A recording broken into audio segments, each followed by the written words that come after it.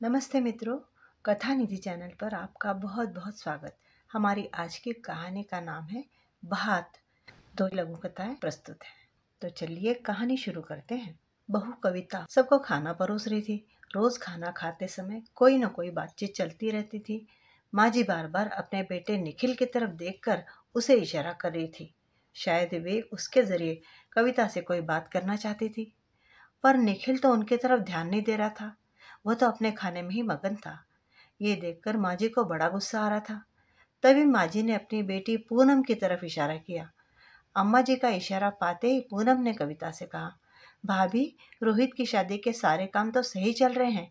हमने शॉपिंग भी शुरू कर दी है और अब तक आधे से ज्यादा शॉपिंग हो भी चुकी है, पर अभी तक भात की पर्ची नहीं।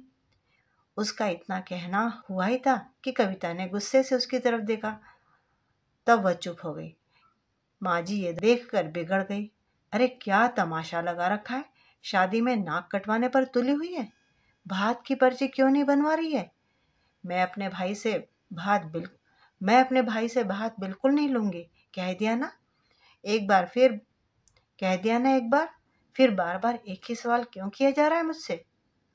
कविता ने अपनी आवाज को तेज करते हुए कहा, क्यों नहीं लेगी भात? तू कोई अनोखी है क्या? जो जमाने से चला आ रहा है वही तो मांग रहे हैं। और शादी के समय यह रिवाज तो होता ही है। तेरे लिए हम रिवाज नहीं बदलेंगे। उस रिवाज को मैं खत्म कर रही हूँ। अरे वाह, तेरे कहने पर हम रिवाज खत्म कर देंगे? अगर रिवाज खत्म करेगी तो तेरे मायके वाले भी यहाँ तेरे बेटे की शादी में आएंगे नहीं। कह देती हूँ मैं तुझसे। कविता भी अपनी अकड़ में बोली, क्यों नहीं आएंगे? वे लोग जरूर आएंगे। बेटा मेरा भी है और उसकी शादी है। मैं अपने मायके वालों को जरूर बुलाऊंगी। कविता ने कहा, कविता, तुम क्यों माँ से बहस किए जा रही हो? तुम्हें पता है ना कि भाई से बच्चों की शादी में भात लेना एक रिवाज होता है, तो तुम क्यों रिवाज बदल रही हो? अब की बार कविता के पति निखिल ने कहा, हाँ, मैं रिवाज बदल रही हूँ और अब इस रिवाज को बदलने की जरूरत भी है। मुझे अपने भाई भाभी पर बोझ नहीं बनना है। अरे ऐसे क्या वे बिल्कुल फकीर हो गए तेरे मायके वाले? बहन बेटी को देने में ही गरीबी आ गई। अम्मा जी जानबूझकर ऐसे ऐसे शब्द बोलने लगी जो कविता को चुभे। आपको जो कहना है कहो अम्मा जी, पर फिर भी मैं बात तो नहीं लूंगी। आप जैसे लोगों की सोच के कारण ही बेटियां मायके वालों पर बोझ बन जाती है। बस बस बहुत हो गया। जब मैंने कोई जिम्मेदारी नहीं निभाई तो मैं वहां से लेने का हक भी नहीं रखती हूँ। कविता ने इतना कहा और अंदर चली गई। अंदर कमरे में जाकर वह चुपचाप पलंग पर बैठ गई, पर बाहर से अम्मा जी के बड़बड़ाने की आवाज लगातार अंदर आ रही थी। घर में उसके बेटे रोहित की शादी थी। हंसी खुशी का माहौल था, पर ऐसे में ये सब बातें सुन सुनकर उसका दिमाग और मन दुखी हो रहा था। आखिर एक रिवाज के पीछे बेवजह घर का माहौल खराब हो रहा था। कविता और निखिल के बेटे रोहित की शादी में अभी 15 दिन बाकी थे। यह घर की पहली शादी थी, इसलिए ननद पूनम पहले ही आ चुकी थी। शादी की तैयारी करवा रही थी। अम्मा जी की हर चीज पर नजर थी, पर जब उन्होंने भात की पर्ची तैयार करवाने की बात कही तो कविता साफ मुकर गई। कविता जब शादी होकर इस घर में आई थी, तब घर में माँ जी, पति निखिल और ननद पूनम ही थे। पूनम की उस समय शादी नहीं हुई थी। कविता के पिता ने कलेजा सिर पर लेकर अपनी बेटी की शादी की थी, क्योंकि अम्मा जी को दहेज चाहिए था और इसकी मांग उन्होंने शादी के 15 दिन पहले ही की थी। अब अचानक हुई मांग के कारण उसके पिता को कर्जा लेना ही पड़ा और कर्जा लेकर यह शादी हो गई। उस दहेज को देखकर अम्मा जी तो खुश हो गई, लेकिन उसके पिता की स्थिति खराब हो चुकी थी। इस कारण वह साल भर के त्योहार भी नहीं कर पाए और फिर 1 साल बाद पूनम की जब शादी हुई तो उसकी शादी में बहू के मायके से जो भात आता है वो भी नहीं दे पाए। बस माँ जी इस बात से नाराज हो गई। उन्होंने अपने खुद के गहने तो अपने पास ही रखे ही थे, कविता के मायके से आए हुए गहने भी यह कहकर ले लिए कि ये गहने उस भात की भरपाई है जो हमें मिलना चाहिए था और तुम्हारे माता पिता ने नहीं दिया। सब कुछ निखिल के सामने हुआ था, लेकिन मजाल कि उसने कभी कुछ कहा हो। हालांकि जब रोहित हुआ तब उसके जन्म पर कविता के पिता ने बहुत कुछ दिया था, क्योंकि उस समय उनकी स्थिति में सुधार हो चुका था। लेकिन जो कमी एक बार रह गई, वह कमी तो ससुराल वालों को पूरी जिंदगी भर नजर आती है। इसीलिए माँ जी इस बारे में उसे ताने देती रहती है। लेकिन अभी पिछले साल कविता के माता पिता का एक्सीडेंट हो गया, जिसमें उसकी माँ तो चल बसी और पिता कई दिन तक अस्पताल में एडमिट रहे थे। उसके भाई भाभी ने हालात पूरे संभालने की कोशिश की थी, लेकिन इस सब में व्यापार नुकसान में चला गया। तब उसकी भाभी ने कविता से मदद मांगी थी। दीदी, अगर हो सके तो थोड़ा बहुत मदद कर दो। आपको तो घर की स्थिति पता ही है। जब स्थिति में सुधार होगा तो मैं आपको आपके पैसे वापस करवा दूंगी। कविता को भी अपने मायके की स्थिति का पता था, इसलिए उसने निखिल से इस बारे में बात की। लेकिन निखिल ने हाँ नहीं कहा तो ना भी नहीं कहा, पर इतना जरूर कहा कि वह माँ से पूछे बगैर कोई फैसला नहीं लेगा। उसी समय उसने अपनी माँ के कमरे में जाकर इस बारे में पूछा तो माँ आग बबूला हो गई। तेरी भाभी में शर्म नाम की चीज है या नहीं? बहन बेटियों को देते हैं या उनसे लेते हैं? पर निखिल ने कुछ नहीं कहा। तब कविता ने कहा, माँ जी, अभी उन लोगों की स्थिति खराब है। आप तो खुद जानती हो कि अभी इन दिनों में मेरे मायके में क्या क्या बीता है। अगर अभी मदद कर देंगे तो क्या बिगड़ जाएगा? वे लोग पैसा चुकाने से मना थोड़े ना कर रहे हैं। तो हमारे पास क्या खजाना गड़ा हुआ है जो जब उन्होंने मांगा तब निकाल कर दे दिया? साफ साफ मना कर दे, हम कोई मदद नहीं करेंगे। वैसे भी आए दिन तो तेरे मायके की स्थिति में कुछ न कुछ खराबी रहती है। माँ जी ताना मारते हुए बोली। उसके आगे कविता कुछ नहीं कह पाई। आखिर किस मुंह से अपनी भाभी को मना करे? पर जवाब तो देना ही था, तो उसने अपनी भाभी को फोन पर मना कर दिया। हालांकि उसकी भाभी उसकी स्थिति जानती थी, इसलिए ज़्यादा कुछ नहीं बोली। कुछ दिनों बाद उसके पिता की भी मृत्यु हो गई। तब वह मायके 15 दिन रुकी थी। उस दौरान उसने खुद देखा था कि घर की स्थिति कितनी खराब हो चुकी थी। एक बार फिर उसने निखिल से कहा, पर निखिल ने माँ का बहाना बनाकर मना कर दिया। तब कविता ने चिढ़कर कहा था, हर बार माँ जी से पूछना जरूरी है क्या? शादी के इतने सालों बाद भी तुम अपने आप से कुछ फैसला नहीं ले सकते हो? उसकी बात सुनकर निखिल नाराज हो गया। तुम मुझे मेरी माँ के खिलाफ भड़का रही हो? मैं अपनी माँ को बताए बगैर कोई फैसला नहीं लेता। सब तुम्हारे माता पिता की गलती है, उसकी भरपाई तो तुम्हारे मायके वालों को ही करनी पड़ेगी। निखिल ने थोड़ी ऊंची आवाज करके कहा था, इसलिए कविता चुप हो गई। आखिर घर में इतने सारे लोग मौजूद थे। खैर, इस समय तो भाभी के मायके वालों ने उनकी मदद की थी, पर भाभी की बहन ने तो कविता पर ताना कस ही दिया था। रिश्ते हमेशा लेने के लिए नहीं होने चाहिए, कभी कभी देने के भी होने चाहिए, तभी रिश्तों की मर्यादा रहती है। सुनकर कविता कुछ भी कह नहीं पाई थी, पर उसकी आंखें डबडबाई थी। आंसू छलक छलक पड़ रहे थे। उस समय रोहित भी वहीं था। अपनी माँ के आंखों में आंसू देखकर वह कुछ बोलने को हुआ, लेकिन कविता ने इशारे से मना कर दिया। लेकिन मन ही मन यह निर्णय जरूर ले लिया था कि वह आज के बाद मायके से कभी कुछ नहीं लेगी, क्योंकि उसने तो कभी कोई जिम्मेदारी उठाई ही नहीं है। हालांकि रोहित ने बाद में अपने माता पिता से पूछे बगैर भी अपने मामा जी को मदद करने की कोशिश की थी। तब उसके मामा जी ने ये कहकर इनकार कर दिया कि पैसों का बंदोबस्त हो चुका है, फिर कभी भी जरूरत पड़ेगी तो मांग लेंगे। अभी कविता अपने कमरे में बैठकर यह सब सोच ही रही थी कि तभी बाहर से रोहित की आवाज़ आई। उसकी आवाज़ सुनकर कविता भी बाहर आ गई। अम्मा, नहीं लेना तो नहीं लेना, ये बात का रिवाज खत्म करो।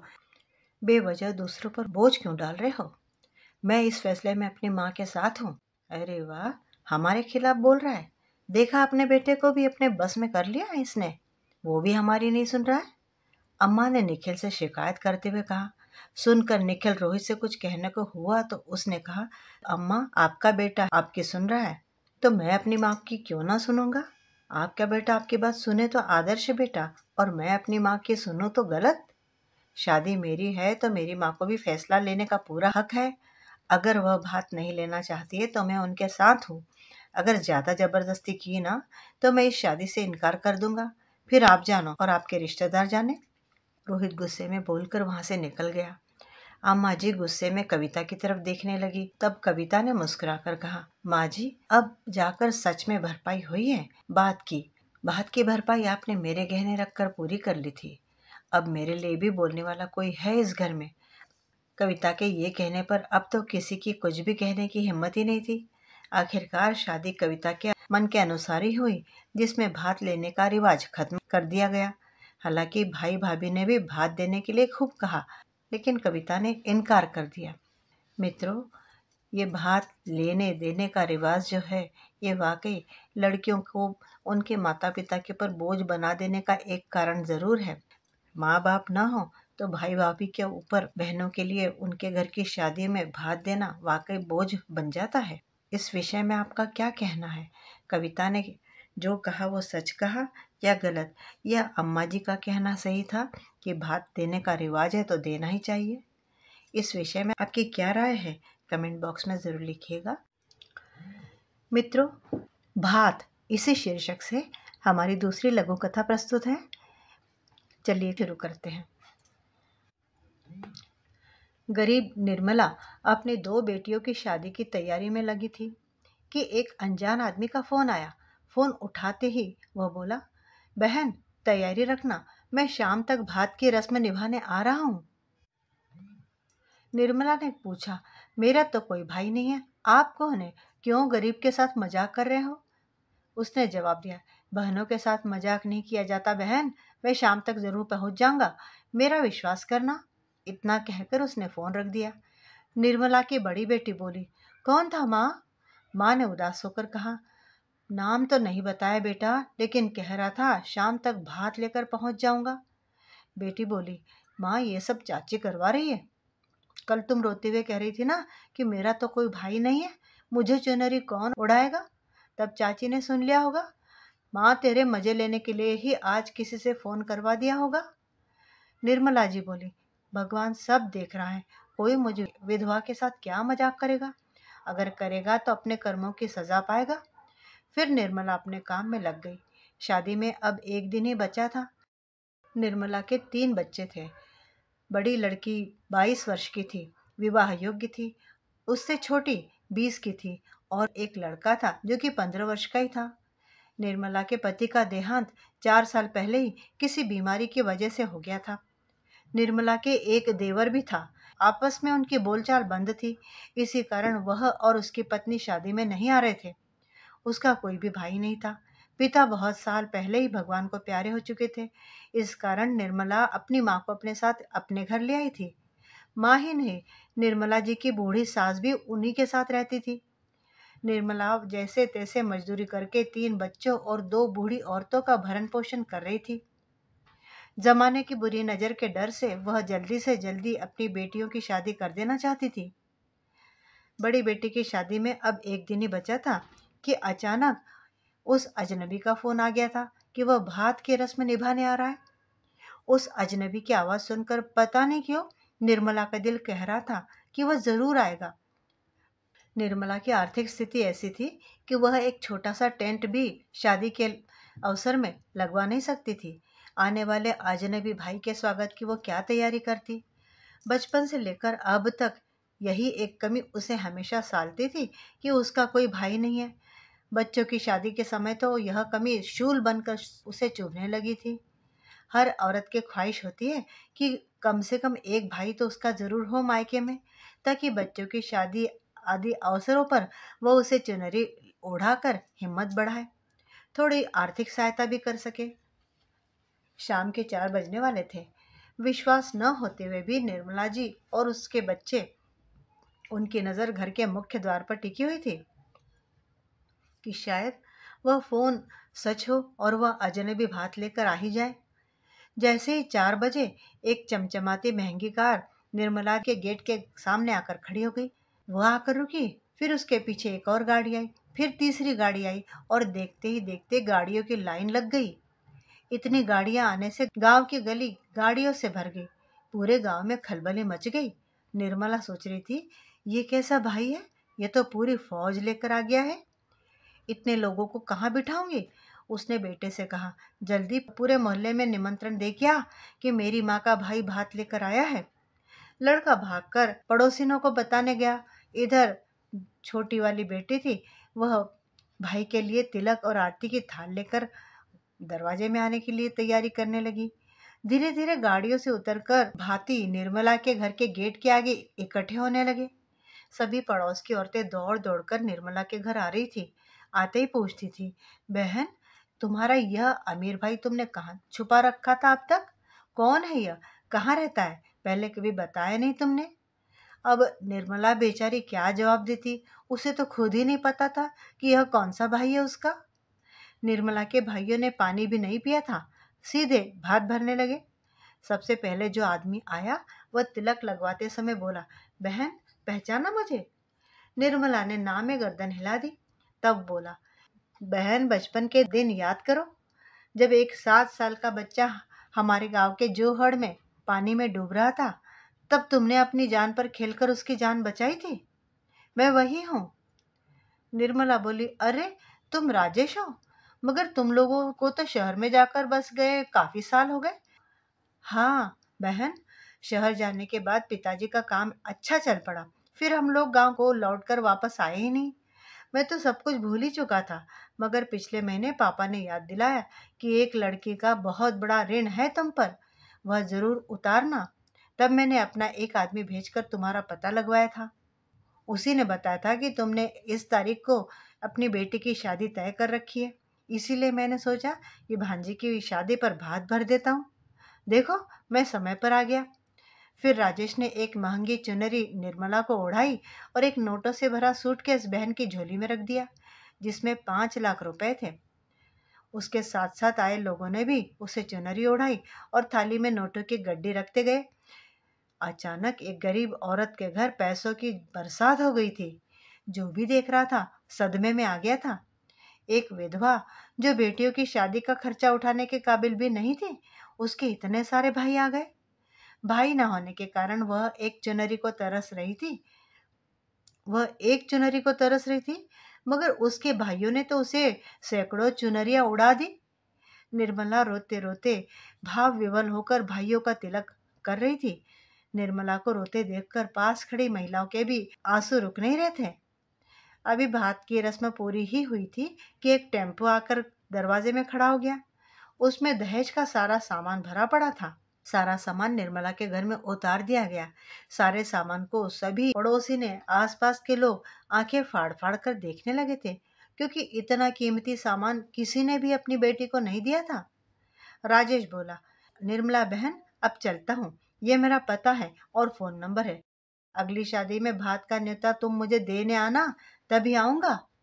उसके बाद निर्मला ने ठाट बाट से बेटी की शादी की।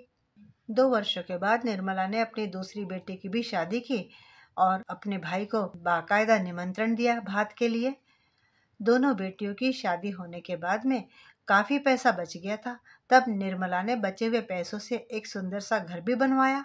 उसके बाद भी काफी पैसा बच गया था। आगे उसकी जिंदगी में बहुत खुशियां आई और उसके दिन सुख और संतोष से बीते। दोस्तों, जीवन में किया गया एक निस्वार्थ काम ने निर्मला की जिंदगी बदल दी।